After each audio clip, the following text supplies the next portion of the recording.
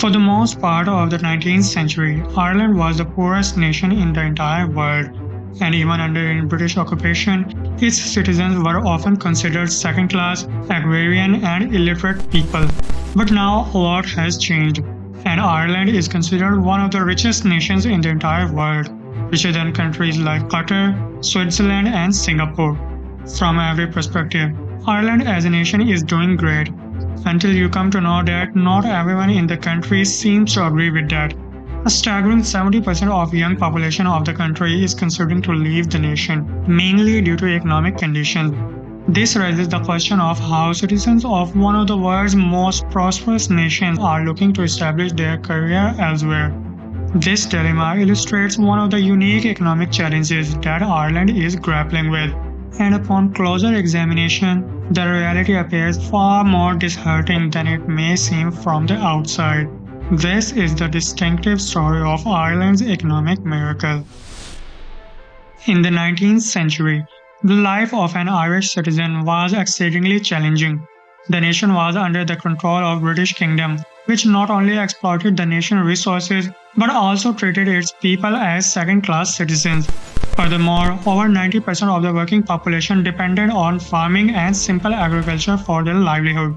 On top of that, laws and social traditions dictated that all sons would inherit equal shares of their father's property, which usually consisted of land. This led to smaller and smaller pieces of land with each passing generation, resulting in reduced food production efficiency.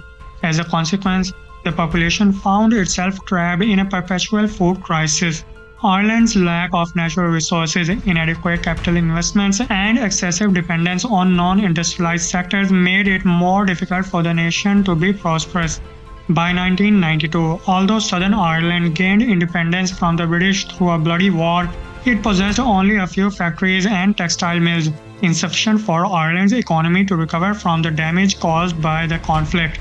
Not only did the war devastate the already inadequate infrastructure of the nation, but the newly founded country also engaged in an economic war with its former ruler, the British Empire, leading to a massive debt crisis.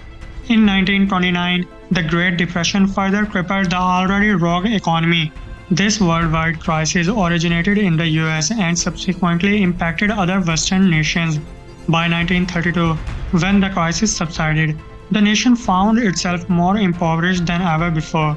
During that period, there was a country that not only survived the Great Depression but also saw its economy flourish due to its self-reliance, and that nation was none other than the Communist Soviet Union. Its relative isolation from international banking and global trade shielded it from external economic shocks. In contrast, Ireland, in its quest for self-sufficiency and poverty alleviation, adopted socialism and pursued protectionist policies to isolate itself. The government immediately took control of major corporations and effectively restricted foreign investment and cross-border trade. Ireland was hardly industrialized to begin with, and these measures further contracted the nation's economy. Within a single decade, more than 500,000 Irish people emigrated. As a result of its protectionist policies, Ireland also missed the post-World War II economic boom. By the 1950s, Ireland had fallen further behind its other European peers than it had been upon gaining independence. The change was required, and the failed economic policies needed to be rectified. Under the leadership of Prime Minister Sean Limas, Ireland started to catch up with the industrialized world. The government soon privatized all of the industries again. Foreign investment was encouraged and trade barriers slowly lifted. The nation took massive steps in order to develop the economy. One of these and the most prestigious step was the establishment of Shannon Airport Free Zone. This was an industrial park where companies were not taxed on the manufacturing of goods until they left this zone. Since this park was essentially established around an airport, this meant that the country could only attract the companies that manufactured very small and high value-adding products, such as aircraft parts, computer components, and diamonds. For any other country, this is kind of limiting its full potential. But considering the fact that Ireland did not have that much population, this proved to be a miracle for the nation. The park attracted some of the most valuable companies in the entire world, such as Microsoft, Intel, and Apple.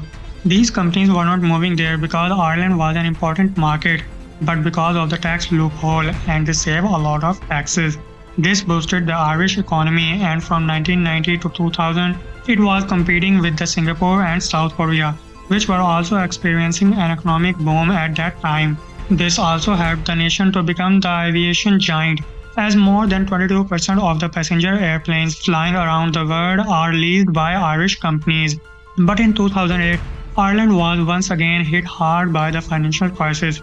To address this crisis, the Irish government transformed the country into a tax haven by lowering taxes.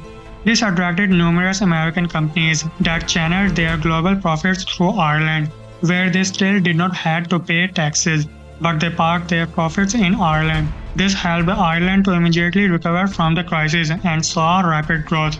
It's also led to the creation of numerous high-paying tech jobs and established Ireland as the Silicon Valley of Europe. However, if all this was benefiting the economy, then why are its citizens not satisfied with it? Before further moving on, if you have watched this video so far, then please hit the like and subscribe button to support the channel. In recent years, Ireland has been facing a housing crisis. Government policies towards housing are quite unique and make it challenging for developers to create dense urban housing, as anyone can object and halt the entire project. This has resulted in a severe housing crisis, making housing unaffordable for many people. Despite numerous protests and promises, the government has been unable to resolve the issue. Furthermore, Ireland faces difficulties in undertaking large infrastructure projects such as highways and roads. With underfunded and overcrowded hospitals, the nation's social infrastructure is among the poorest in all of Europe. The highly qualified doctors are leaving for other countries. The fact is that Ireland is not the only country dealing with such a situation. However, this is a striking contrast between Ireland's economic reputation from the outside and the on-ground reality. In reality, Ireland is not as rich as it appears on paper. Ireland has an extremely high GDP per capita, surpassing its European counterparts, creating the impression that Ireland is well ahead of everyone else. However, when you examine other statistics, they will tell you a different story. The average salary in Ireland is high, but considering its GDP per capita, it falls short of what might be expected. The average salary is lower than in most Scandinavian countries and similar to countries like Belgium, Netherlands, and Austria. The crucial difference is that the GDP per capita of these countries is barely half that of Ireland's.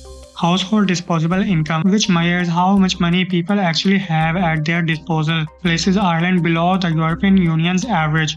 There is a stark difference between the data and the actual reality. Irish GDP figures are significantly inflated to the point that they don't make any sense. This is because the Irish economy is primarily driven by global corporations shifting their profits to Ireland. Profits that were neither generated in Ireland nor Irish economy got benefited from them. Consequently, the benefits of such a high GDP per capita are rarely transferred to its citizens, and it's challenging to consider Ireland as a wealthy nation. There are two sides of the Irish economy. One is prosperous and rich, while the other side is dealing with crises and economic challenges. Although major tech companies have their European headquarters in Ireland, this doesn't mean that every Irish person works for Google or Microsoft. These companies employ only a small fraction of the Irish workforce and rely heavily on highly qualified workers from various parts of the world. These well-paid workers drive up the prices of local goods and commodities, impacting those who work in the domestic economy and earn significantly less. While in Ireland, the attention often focuses on the prosperous tech sector, but the actual reality for many citizens is quite different. These inflated GDP measures also conceal many flaws and drawbacks of the Irish economy that would otherwise be readily apparent. For instance, Ireland carries one of the highest national debts globally, but this fact is often overshadowed because it is typically reported in relation to the country's GDP, and Ireland's GDP is significantly inflated.